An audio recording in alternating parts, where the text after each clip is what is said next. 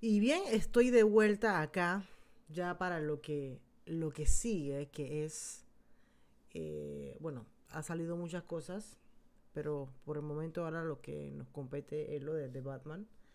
Tengo entendido que de las cosas que se confirmaron fue que, esto es lo del juego, vamos a ver lo del juego, espérense. Esto va a estar interesante.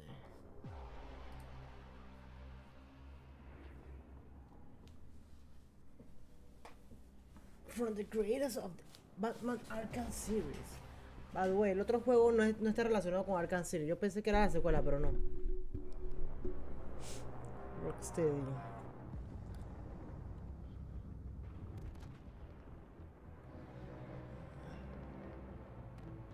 Ya estoy viendo que la yo estilizada vuelve medio loca.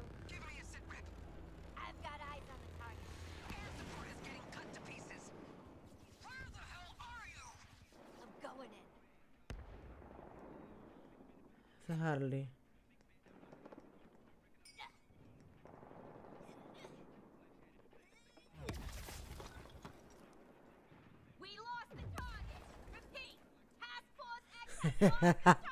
Man, Harley la bota. Oh.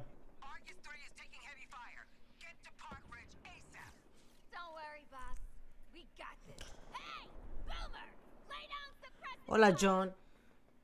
Keep it down, Hal. The ears are still ringing after that last Barney. What is that? Australian for hangover? I believe I can translate. Kincha. Boomerang has a concussion from the enemy you missed in our last encounter. Guess those teeth are sharper than your eyes, Shark Man. I never You never miss. Never miss. Yeah, we bloody know. You never shut up about it.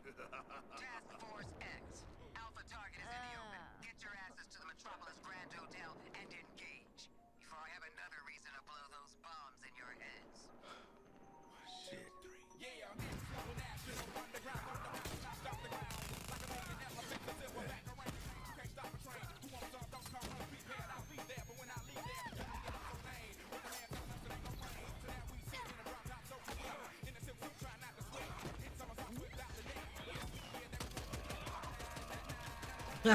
Ese Kinchar está loco.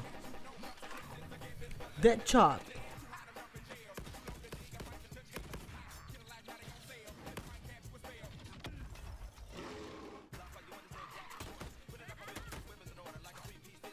Se ve bien.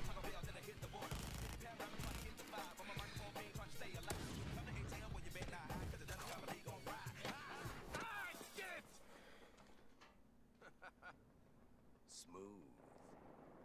Deadshot se ve bien cool. That should knock a few years off the old sentence. That's reminding me of something. Oh yeah! Waller's stupid alpha target. Who we supposed to be killing again?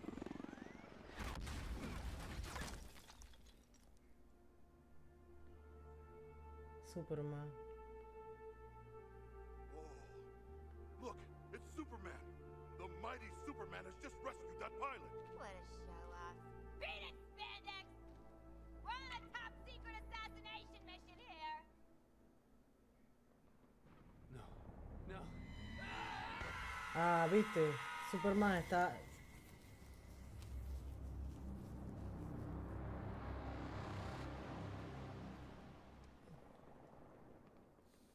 So, figure out who we're killing Los you? están controlando. Oh, fuck. I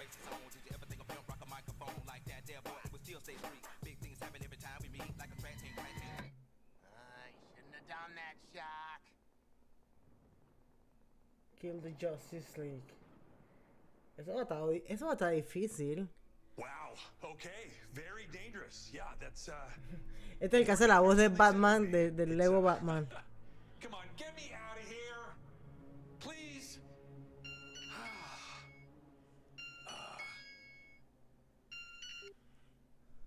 Hello? Oh, I got someone! Okay. I'm sorry. Who are you? Who am I? Who am I? I'm Harley freaking Quinn, fart face! Who are you? Oh. Wow.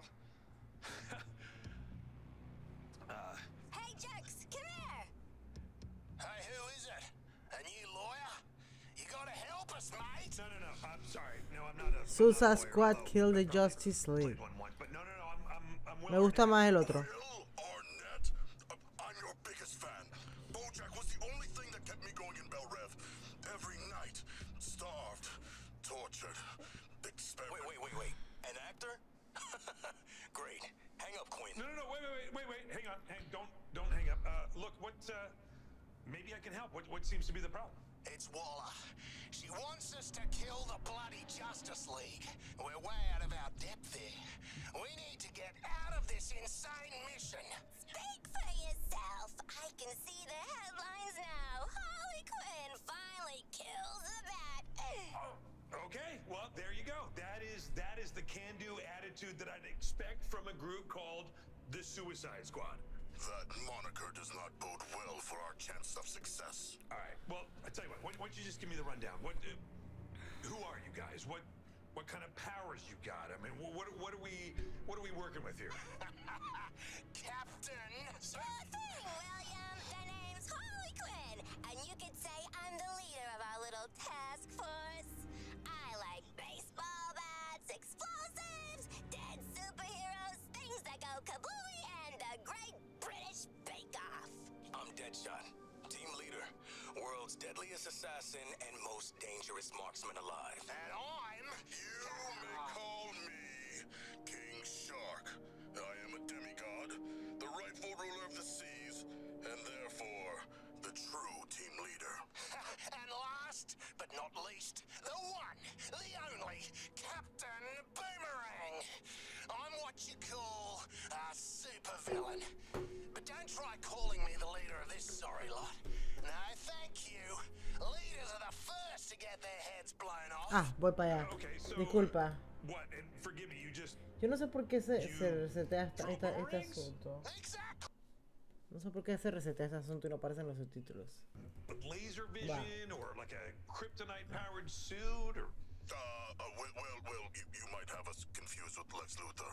Well, there's got to be a way. I mean, the world is depending on you guys, right? When I look at you, I don't see a drunk or a killer or an evil clown lady or a giant monster. Hey, who are you calling a giant monster? No.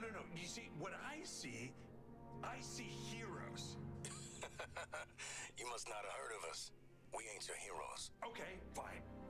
Criminals ready to pay back society and earn themselves a full pardon. Full pardon? That ain't bad. Or do we get to kill them all? Even Flash? Yes, the mission is literally called Suicide Squad Kill the Justice League. That is kind of the whole point. Ooh, do I get to, like, devour them and gain their powers?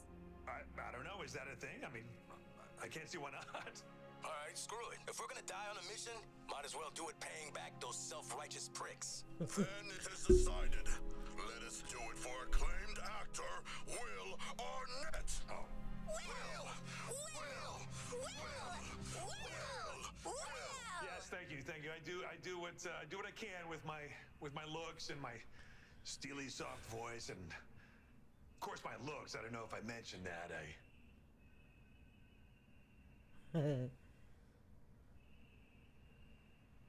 Nothing? Okay. Well, thank you guys. I really appreciate it. Have fun with your mission. Take care, Will. Huge fan, like literally Okay. the biggest one. All right. Talk to you guys later. Yeah. I have a feeling that things are about to get really messy. Would you please get me the hell out of here? We're not doing this, right?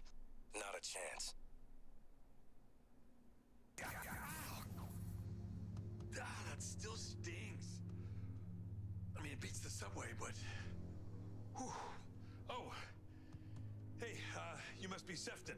I am indeed. Hi, Will. Hey, man. Sefton Hill from Rocksteady Studios, y'all. Sefton, how'd you get here? Did DC also teleport you into the cyberspace realm? No, they just sent me this green screen for my house. Is it? You got a green screen? Good. That's neat. Lucky for you. DC actually teleported me into the fandome, which really hurts. But good. Green screen. Well, you're lucky. Cool, good for you. Okay, well, I guess, look, the cat is finally out of the bag here. This is Rocksteady's new game, and there is a lot of anticipation behind it, right? And the Arkham games are extremely popular, and buzz has been building behind this new game. So, what can you tell us? Well, I'm really excited and proud to be able to reveal Rocksteady's Suicide Squad. You know, it's a unique new franchise for gaming, and we've been able to put our own spin on it and create something really special that I think gamers are going to love and enjoy.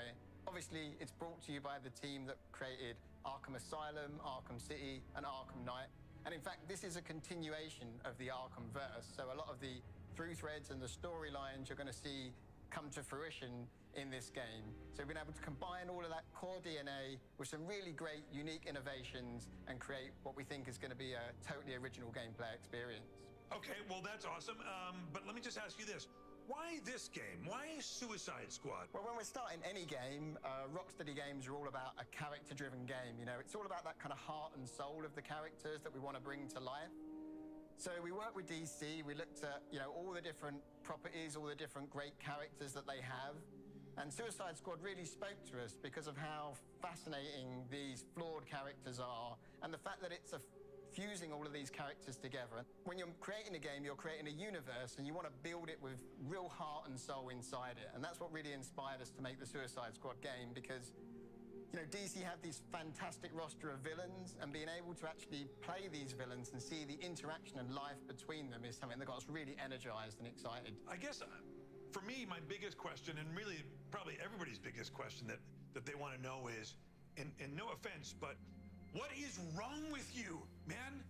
Why are you making a game about a group of bad guys taking on some of the most beloved heroes of all time? Well, I think for us, we always want to put our characters in interesting and exciting and dynamic situations, and it felt like the Suicide Squad naturally really lends itself to that. You know, even just starting with their boss, Amanda Waller, you know, she's part protagonist but also part antagonist. You know, she's stuck these nanite bombs in their heads and she's forcing them to do this impossible mission. Hay algo que quiero comentar, voy a poner. Hay algo que todavía estoy esperando y es algo de Superman, honestamente. No sé si vamos a tener algún tipo de sorpresa. Nos quedamos esperando, habían hablado de que iba a haber un panel sorpresa, pero no he visto nada. Estoy buscando aquí en mi Twitter a ver si han puesto algo que yo me haya, no sé, que a mí se me haya pasado, pero creo que no.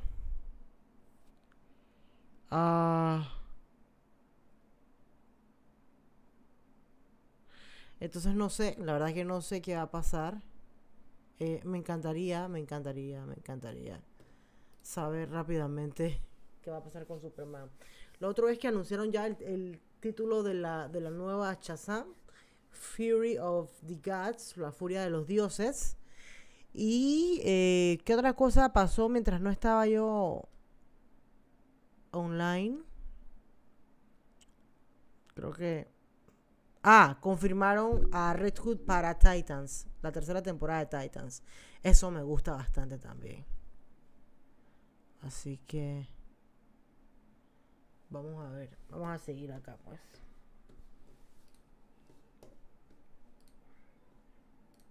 You know, the awesome weapons you're developing over the course of the game, combined with the melee weapons that you have, like Deadshot's wrist cannons, Harley's baseball bat, sharp wielding twin cleavers, and special enhanced traversal moves you can use, like Deadshot doing a fuel dump and setting enemies on fire. You know, so it's really about creating a whole spectrum of possibilities for the player to use and just letting them loose and enjoying them as much as they can. Wow, that sounds awesome. Let's take a couple questions now. We've got a question from Altair from the UK, and he wants to know, what has been the most exciting part about working on this new game? Well, I think one thing we were really excited about was to bring Metropolis to life. So Metropolis itself is really the fifth character in the game. No sé qué pasa con Henry Cavill. Giving this city life beyond just quiero algo de Superman. Speaks to the player and being able to Y ojo, realize it eso to que a level of Superman detail that's no never es mi been done superhéroe before in any favorito. Mi medium. Superman, So o we sea, created this mi héroe open favorito es world Batman. over which the game Y estoy takes feliz por place. tener And I a think 3 Batman it's really a love cinematográficos. letter from us to DC fans. Pero I think quiero they're gonna a love it Sup. and really enjoy it, and it's something that I'm really proud of. Team have done a phenomenal job with that. We have another question here, also from the UK, which is, you're from the UK, and both questions are from the UK, so somebody do the math.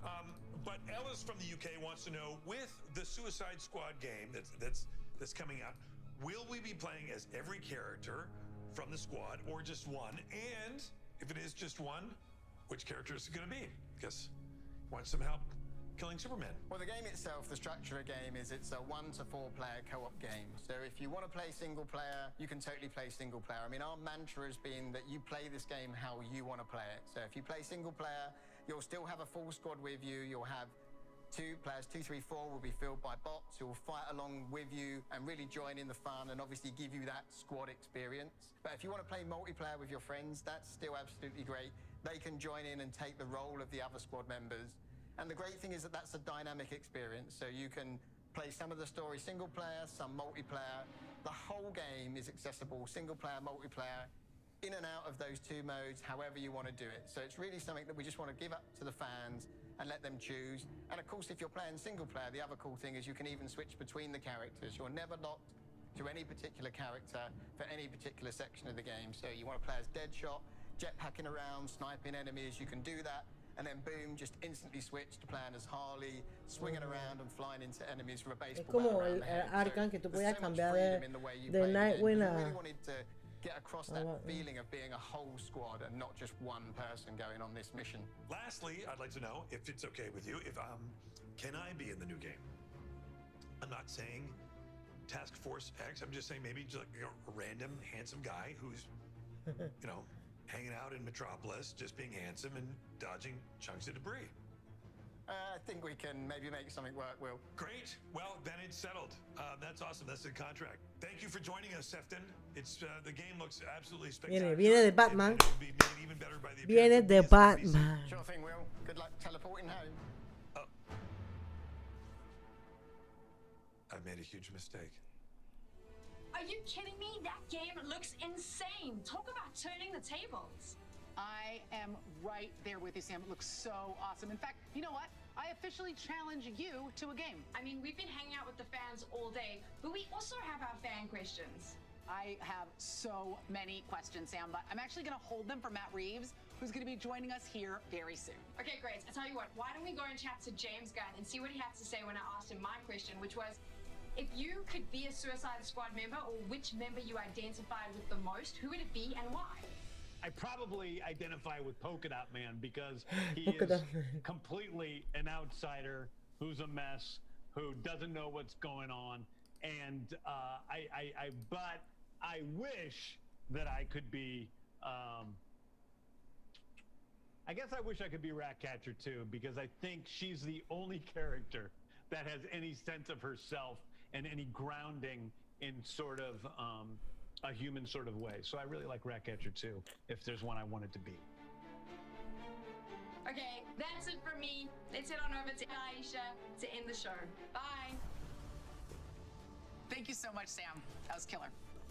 Guys, there is no place that I would rather be than right here with you right now in this hallowed place where we all get to come together to celebrate us, the fans, and all things DC. And I've got to pinch myself right now to make sure I'm not dreaming, because we have the man who is starring in the next feature film incarnation of one of DC's most popular characters of Robert all Pattinson. time. We're talking more than 80 years here, guys. So ready your bodies, because here is the Batman. Oh my Robert god. Pattinson. The Batman.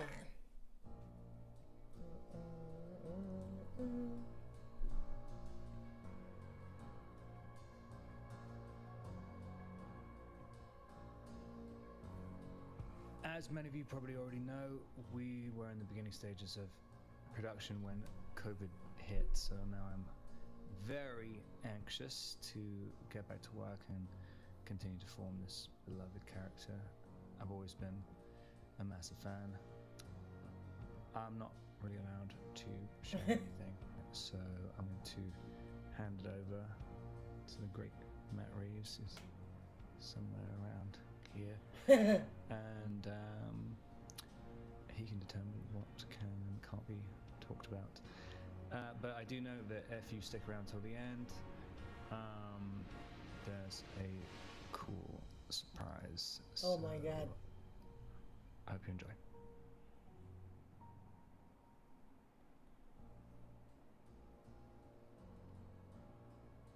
Matt, I'm so excited that you're here. Thank you so much for coming by. Thank you. It's great to be here. So, as Robert said, it's super early to tell us much about the movie, but I think what's exciting about where we are with DC and with this franchise specifically is that there's been a multiverse of Batman, right? And now you're taking over this particular iteration of Batman. What made you want to tell a Batman story? I mean, this is a heavy lift. What was it that drew you to this character in this world? Look, I love Batman, and I've loved Batman since I was a kid. And I never even imagined, when I began making movies, that I would do genre movies, because I just loved certain kinds of movies that were very character based. And it's really interesting that as I got deeper into genre, I realized that that was a way to do very emotional stories, but under the guise of these sort of great mythic tales. And in particular, what excited me, and the thing I related to in the Batman story, was that he isn't a superhero in the traditional sense. He might have a cape, but he can't fly. He's like you and me, but if he has a superpower, it's the ability to endure. And not only the ability, but the kind of compulsion. And so that idea of being that driven by your past and by the things that you can't quite resolve in yourself, like, he's a very alive character. And to me, to tell a version of Batman where, again, it wasn't about how he became Batman, but it's about the early days of how he is Batman, and he is so far from being perfect, and watch us sort of see him becoming what we all know about him and see it in new ways. I felt like that was a way to do something that hadn't been done, and that was really what I was excited to be able to do in this iteration. You have said that all of us imagine ourselves, or have imagined ourselves to be Batman. And I know that's why I love those stories from the time I was a kid, because he didn't come from another planet, right? He doesn't have magical powers. He's just a guy that wants to do good. And that's the thing. The other question is, what is good? One of the things that I think is interesting is learning how to be Batman. The whole idea, this is all an experiment in the movie. The idea is that we're in year 2. It's the Gotham experiment. It's a criminological experiment. He's trying to figure out sort of what he can do that can finally change this place. And in our story, as he's in that mode, that's where you meet him, and you see that he is charting what he's doing, and he's seeing that he's not having any of the effect that he wants to have yet. And that is when the murders start to happen, and then the murders begin to describe sort of the history of Gotham in a way that only reinforces what he knows about Gotham, but it opens up a whole new world of corruption that went much farther. But as that story starts to come out, without being an origin tale for him, it ends up being something that touches on his origins. So you start to see that as it starts to describe this epic history of corruption in Gotham, that you start to understand, well, where did my family sit in that? And in that sense, I think all of that is a way to take a story that is a detective story, a very point of view story, a mystery. It's got, of course, action, all that kind of stuff. But at the end of it, it also is incredibly personal for him, even though it is the story in which he's trying to understand and unravel this mystery. It's so layered. I'm really excited about it. Speaking of what we know about Gotham, you've revealed some of the characters in this story, and the casting is just extraordinary.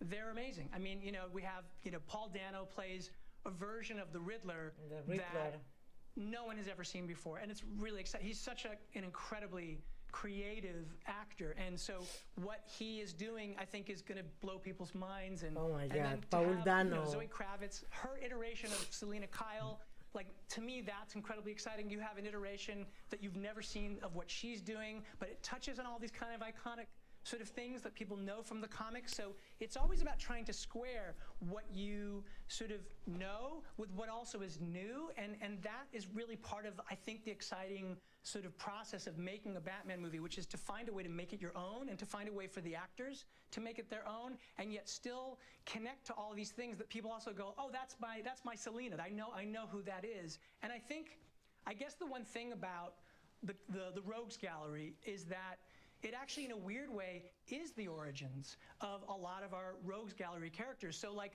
Selena isn't Catwoman yet. That's actually part of the journey. Oz is not yet the kingpin that he's going to become. He's the Penguin, and in fact doesn't like being called the Penguin. And the Riddler is just emerging for the first time. So that's all incredibly exciting. And then we have, like, you know, to have Andy Serkis, who is, you know, I work with on the Apes movies, is one of the most beautiful actors, and he is playing an iteration of Alfred that I feel like people have never seen before, which is really exciting to share with people. And then we have an incredible, for me, like, I just think that Jeffrey Wright is just one of the great actors, and to be able to work with him in a totally new iteration of Gordon. And then we have, you know, the amazing John Turturro, who's going to be a Carmine Falcone, who, again, I think in this iteration, Tremendo actor para ese and how all these characters connect, I think, for me, was one of the challenges, but also exciting things about the creation of the story, which is that in going on this sort of desire to solve, or the urge and the compulsion to solve this series of crimes, you touch on all of these iterations of the beginnings of these characters, so that the whole movie is like, it's like a snowball rolling. You can just feel the momentum building and building, and that's the attempt. It's exciting to be able to talk to you in the middle of making this, you know, this incredibly rich undertaking, and you're an incredibly busy man. Not just this film. It's just announced that you're going to be working on the Gotham PD series you're developing with writer Terrence Winter. How are these two projects going to dovetail? How are the series and the film's worlds going to overlap or connect?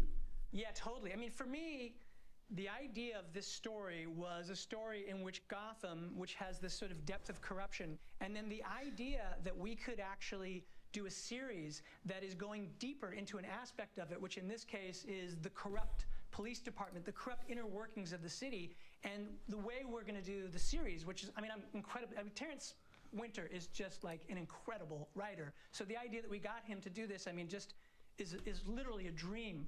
And the idea is we go back to year one, and year one is the beginning of the emergence. It's the first appearance of this masked vigilante that starts to unsettle the city, and you start to see the story through the point of view of these corrupt cops, and one in particular, and the story is actually a battle for his soul. And he's a cop over generations, and the history of corruption in Gotham is enormous and goes back many years. And the story is like, as you realize that there's this myth building in the background, you're actually in a new place where you've never seen these characters before, some of which we'll touch on that you may have seen from the comics, but others totally new. Then you can go down an avenue and go into detail that you couldn't do in a movie, and to go into these sort of rich places and meet entirely new characters that Terrence is going to create. I'm incredibly excited about it. That's awesome. I mean, like I said, it just dimensionalizes that multiverse that much more, and adds that much more depth to it. Now, as you know, Matt, here in the DC Fandome, it's not just a celebration of all the superheroes and the villains that we love, but most importantly, it's a celebration of the fans. So we have some questions for you straight from the fanverse, okay? Cool. Here we go. All right, this question comes from Arvin in the UAE, and he asks, when it comes to costume design and the collaboration processes behind it, to what extent were stars able to implement their own influence within the design? That's a good question. You know, actually quite a bit. I mean, we have, of course, an incredible costume designer, Jacqueline Duran, and the bat suit was designed by Glyn Dillon, and they're geniuses. I mean, it's great to work with them, but one of the things that's really important is being able to work with the actors. Like Rob had a very important part in designing the suit, in that he had to be able to wear it, he had to be able to fight in it. And one of the things about this bat suit is that it's very practical. The whole idea is that he's made it himself. And so we needed to be able to sort of see how it would fit on him in these ways that he could move, but also looked like it was something that was still evolving. And even the idea of the story, he's in year 2, so he's been wearing it. So like, he goes every night looking for trouble. So you look at his cowl and you can actually see there are gashes in it. And all of that detail was an incredibly exciting sort of dialogue between me and the costume designers, and then having Rob involved. And so, yeah, I mean, the actors have a lot to do, because you always do a dialogue with everyone so that we can arrive at the thing that feels the most grounded, the most honest, and the most character-based. I'm just hoping everybody got pockets. You know what? I will tell you this. One of the big things that Rob actually talked to Christian Bale, and Christian Bale was like, just make sure you're going to be able to relieve yourself. So all of that sort of was actually part of what was important to build into it, which is like, okay, he needs to be able to put it on. He also needs to be able to live as a human being. Okay, here's a video question from Pedro in Brazil. Hi, I'm Pedro from Brazil, and I believe that one of the most important things about the whole Batman mythology is not just the characters such as Batman or the Joker, it's Gotham City itself. So I wanted to ask you, what should we fans expect to see from Gotham City in this film? Thank you. You're absolutely right. Like, it's just as important as any of the Rogues Gallery. It's sort of like the nature of what this place is and the history of it is critically important to our story. And one of the things that I really wanted to do, because it is the center of this story, especially the history of corruption in the city, was I wanted to present it in a way that was really fleshed out. I wanted it to feel like an American city you'd never been to. I mean, other iterations have, obviously the Burton one had very, very theatrical, beautiful, beautiful sets. And Nolan had the version that he created in Batman Begins, and that was a particular thing. And then parts of Chicago and parts of Pittsburgh.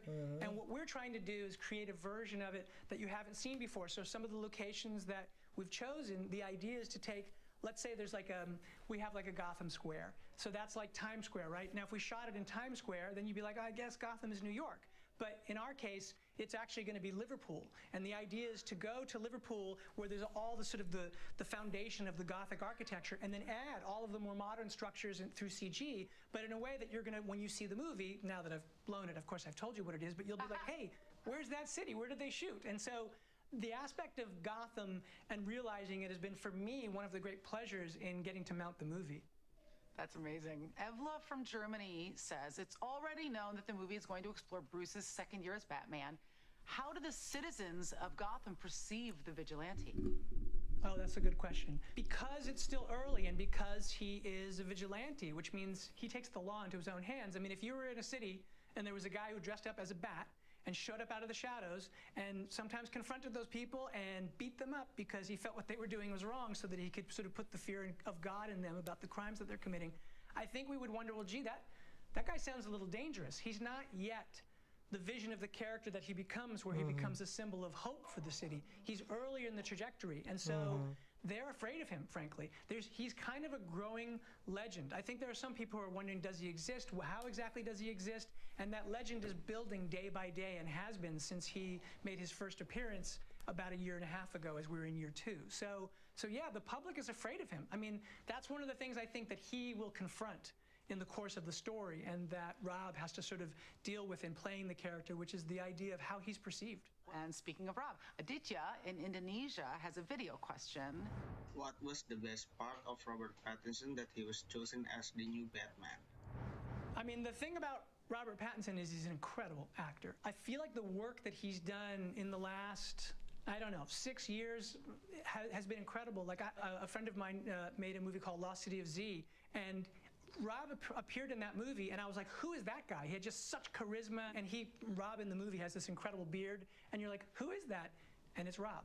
And Rob in The Rover, and Rob in Good Time. He is like a chameleon, and he's just such a gifted actor, and he's been working on his craft in this really incredible way, and he also happens to be a tremendous, passionate sort of fan of Batman the way that I am, and so it was an incredible thing to be able to connect with him and to share our excitement about the character and to work with him. I mean, he looks like Batman, but more than anything, he has the soul of someone, I think, that can play a Batman like you've never seen before. Andy from Australia asks, how long did it take to build the Batsuit, Batmobile, and Batbike? And did you have to build a set to create the Batcave? It's funny. It's like stepping into your childhood in a certain way, because, obviously the first thing you have to do is you have to craft a story that you think is worthy of the character. But then once you've done that and it becomes like, oh yeah, we're making this movie, one of the things you have to do is you have to design a Batsuit. You have to design a Batmobile. You have to have a Batcave. You have to have Batbikes, all of the things that he's going to have. And so, for me, that's been one of the exciting things. And that happened even before we were quite done with the last iteration of the script. We'd already gone through passes, and it was quite clear what the vision of the world was being. While I'm writing, I actually already have a production designer on, and so he would be sending, as I'm writing scenes, I might send stuff to James, and he's like, oh, well, what about this for a Batcave? And so, yes, we had to build a set for it. But I think it's an incredibly original and different set. I think it's going to be really fun for the audience to discover what version of exactly this Batcave is going to be. The Batmobile and the Batsuit, they took a long time. I mean, Glenn came on quite early, And we worked in the designing of it, again, as I was writing, and the idea of him being able to fight in it. And so they started illustrating, and I'd say we spent easily a year to do the bat suit and then to get into the Batmobile. And that, of course, that part's a dream. I mean, you know, the idea of getting to do your own version of the Batmobile is like, you're just kind of like, what? That's the incredible candy, right? Like the telling of a story is the hard work and trying to make sure that you're doing the right thing. And then when you get to dive into the idea of this car that, again, feels connected to this version of the character, a grounded version of the character, this is something that he built, and to try and look at those kind of rough seams and imagine how all that works, it's been an incredible sort of gift to be able to do that. So much fun. Alejo from Argentina asks, what will be the main difference between this Batman and the other incarnations from previous films? Oh, yeah. Well, I mean, I think, you know, as we said, it's not an origin tale, and you're meeting him in the early days. And for me, what's really important about this iteration is that, you know, a lot of the other stories are very much about how he had to master his fear and master himself in order to become Batman, and that in that Batman state, he's sort of in his best self. And I think for me, what was exciting was not doing that, not doing the origin, not doing what we'd seen done so beautifully in other movies, but instead to meet him in the middle of this criminological experiment, to see him in the becoming of Batman, and to see him make mistakes as Batman, and to see him grow and fail and be heroic, do all of the things that we associate with Batman, but in a way that felt very human and very flawed. The biggest fantasy, of course, as a kid would have been to be Batman. And so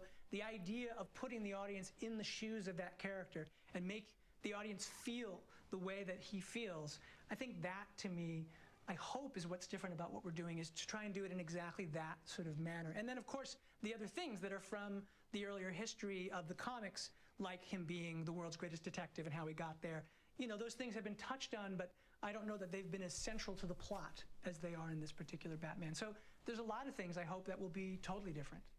Cliff from Australia asks, what's one deep cut comic fans might be surprised to see has inspired the Batman? You know, for me, because I wanted to get into the mindset of the character and I wanted to think of the psychology, for me, I think one of the cool deep dive ones was Darwin Cook's ego. He's confronting the beast that is Batman, and it's kind of, there's a kind of duality. I mean, there's a lot in what, you know, I was trying to do in the story about him confronting the shadow side of himself. The degree to which you have self-knowledge, you're able to understand your motivations, but he's broken, Batman. So while he's doing all of these things for the reasons that he thinks is right and that have a heroic sort of grounding in them, there's also many things that are driven by the parts of himself he doesn't yet know. And so I would say that that kind of sort of psychological Jungian shadow side, that sort of version of it is very much connected to that vision from Darwin Cook, from Ego. Yosef from Bolivia says, which non-Batman movie were Matt Reeves, yours, inspiration for the Batman? Oh, well, because the movie is a detective story, because it is a, you know, a thriller in the sort of cop world, and because it's about corruption, we're treating this Batman story as if this could have happened. I mean, the idea is that, as I said, Batman doesn't have this sort of the ability to have sort of super heroic powers. He just has super heroic focus and super heroic drive. And so for me, you know, a lot of movies like Chinatown was a key one, because Chinatown, Jake Gittes, in investigating that sort of the series of crimes that were part of that story, he discovers the depth of corruption in Los Angeles. And so in that way, it's like a classic noir. And that's very much the series of murders that Batman is investigating are very much in that mode. So Chinatown was a really big one. And that idea of that kind of gritty, flawed, this humanity of it, that was very much inspired by those kinds of movies, by like French Connection and other sort of cop movies like that. I would say even a movie like Taxi Driver, the description of a place and very much getting inside of somebody's head. And I guess a lot of really sort of 70s street grounded stories. So, Matt, one of the exciting things about the Batman as a character is that he's so layered and so kind of intense that you can dip into his life at different points, and none of these different characters, these different iterations of the Batman or Gotham or the entire kind of Batman universe as it was will tread on the ground that others have already covered. Oh, totally. I mean, for me, that's exciting. Like the idea of the history of Batman, like just the idea of the actors who have played Batman, like Adam West, when I was a kid, like Adam West, that was like, when I was 5 and watching him as Batman, like that blew my mind. I wanted to be Batman so badly. And then I remember when I was a little bit older and then Keaton came onto the scene with the Burton movie, I was so excited they were going to do a theatrical version of that. And then the iterations that have followed, like so many incredible people. I mean, Bale was amazing. I mean, incredible. Everything that Chris Nolan was astonishing. And I personally, I love Ben Affleck as Batman. I thought he was incredible. Like an iteration again that we hadn't seen. So like, in fact, I'm really excited because I know that they've got, Zach is going to be doing the new Justice League cut of his that he didn't get to do originally, and now he's getting to do it, and I can't wait to see that. So for me, the idea that there are sort of, first of all, to be a part of history like that is an incredible thing, and I do think that that's one of the things. It's kind of like the comics, you know, when you look at the comics, there are so many iterations of Batmans. There are so many different people's Batmans. There's Neil Adams' Batman. There's, you know, of course, there's Bob Kane and Bill Finger's Batman, and there's Frank Miller's Batman. There's so many Batmans, and so to me, that's one of the joys of being in the kind of comic book world, is to try and say, hey, what can we do to put our spin on this so that people can find a new way of looking at that character that they love. I remember when the Dark Knight graphic novels came out when I was a kid, what a radical departure that felt like, how exciting that was. Oh my God. But it didn't erase all the ways that I had connected with that character previously. It just made the world richer and, you know, more exciting. So. Yeah, totally. I mean, that's the thing. It's like, it's this strange thing of wanting to be able to find a way to come at it in some new way, and yet it has to be connected to that thing that you love. And that, for me, being part of that history and being part of all of that is sort of almost unbelievable. You have to pinch yourself. So, Matt, before we wrap up, I think that what the fans really want is oh my God, to viene algo. even a tiny glimpse of what the film is going to look like. And, you know, this is a fan experience. I'm hoping you brought us something we can show them. It's fandom. And, you know, having been to Comic-Con and all of that, you don't come without anything. Oh, and, my God. You know, look, we've only shot 25% of the movie, 25-30% of the movie. Sí, so claro, there's so no. much. This is just scratching the surface, but there was no way that I could come here and not bring a look at the movie. So, yeah, I'm incredibly excited to share what is just the first tease of our movie. Oh, my God, a teaser trailer.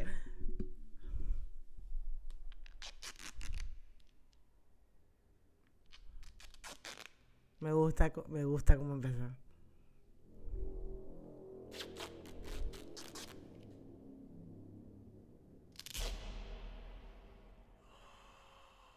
No más mentiras.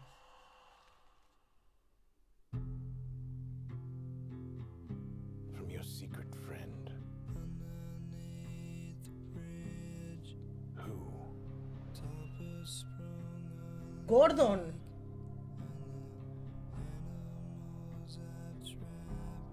Haven't a clue. Let's play a game. Just me and you. Any of this mean anything to you?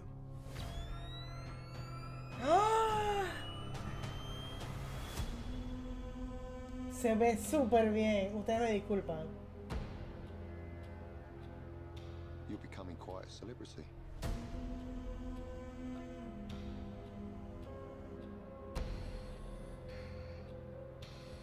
Why is he writing to you? Selena Kyle. If you are justice, Es un Batman joven. what is the price for your blind eye? The hell are you supposed to be?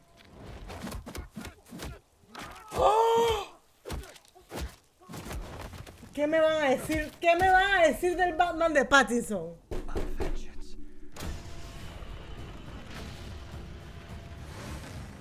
Y tiene la voz super cool.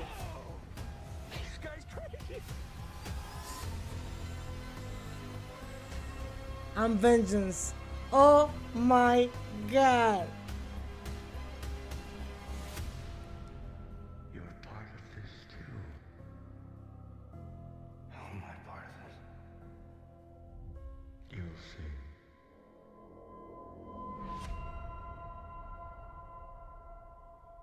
de Riddler. Oh, ¿qué me van a decir del Batman de Pattinson? No me digan nada del Batman de Pattinson. O sea, estoy hype. Wow. Wow, wow, wow. I can't wait to see the finished product. Thank you so much for being here with me and with all the fans around the world who are so excited for this film. I know I speak for them when I say that we are all super pumped for the Batman. Well, thank you so much. Thank you. It's a pleasure and an honor to be here, and I'm really excited that we're going to get back to making this movie so that you guys can see it. Guys, a huge thank you to the fans around the world for your dedication to DC and honestly for being the inspiration behind the whole DC fandom itself. Ok, mis comentarios rápidos porque tengo que ir para otro live. Con Sirenas de Gotham, para que vayan y se suscriban al canal ese, Sirenas de Gotham, porque vamos a estar en un live ahorita como dentro de 1 hora y media más o menos, como 1 hora y media, no estoy muy segura a qué hora, pero se suscriben y ya ahí más o menos saben, ¿no? De verdad que estoy feliz, o sea, estoy wow, no, es que Pattinson es tremendo actor, o sea, la gente tiene la idea de que Pattinson, no sé, nada más lo han visto en ¿cómo es? En Twilight y ya, pues ya, no señores, Pattinson es tremendo actor. Mis amigos, les agradezco los pocos que estuvieron acá conectados.